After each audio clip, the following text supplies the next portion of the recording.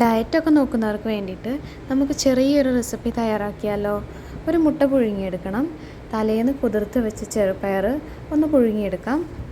മുളപ്പിച്ചെടുത്ത ചെറുപയറാണ് കുറച്ചും കൂടെ നല്ലത്. മുളപ്പിച്ച പയറാണെങ്കിൽ നമുക്ക് വേണമെന്നുണ്ടെങ്കിൽ തിളപ്പിച്ചെടുത്താൽ മതി. അതിലേക്ക് കുറച്ച് കുരുമുളക് പൊടി ആഡ് ചെയ്യണം.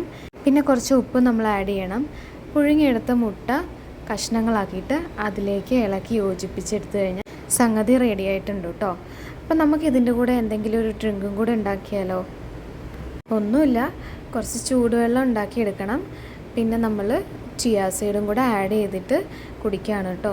ചിയാ സീഡിൻ്റെ ഗുണങ്ങളൊക്കെ എല്ലാവർക്കും തന്നെ അറിയാമല്ലോ. ഡൈജഷൻ ഒരുപാട് ഹെൽപ്പ് ചെയ്യുന്ന ഒന്നാണ് കേട്ടോ ചിയാ സീഡ്. അതുപോലെ തന്നെ നമ്മുടെ ഹാർട്ടിൻ്റെ ഹെൽത്തിനും പിന്നെ എനർജി ലെവൽ കൂട്ടാൻ വേണ്ടിയിട്ടും വെയിറ്റ് കുറയ്ക്കാനും നമുക്കിത് യൂസ് ചെയ്യാം കേട്ടോ. സിമ്പിൾ ആൻഡ് ഹെൽത്തി ആയിട്ടുള്ള ഇങ്ങനത്തെ റെസിപ്പീസൊക്കെ നമുക്ക് ഇനി പരീക്ഷിക്കാം കേട്ടോ. അപ്പോൾ അടുത്ത വീഡിയോയിൽ കാണാം. Thank you.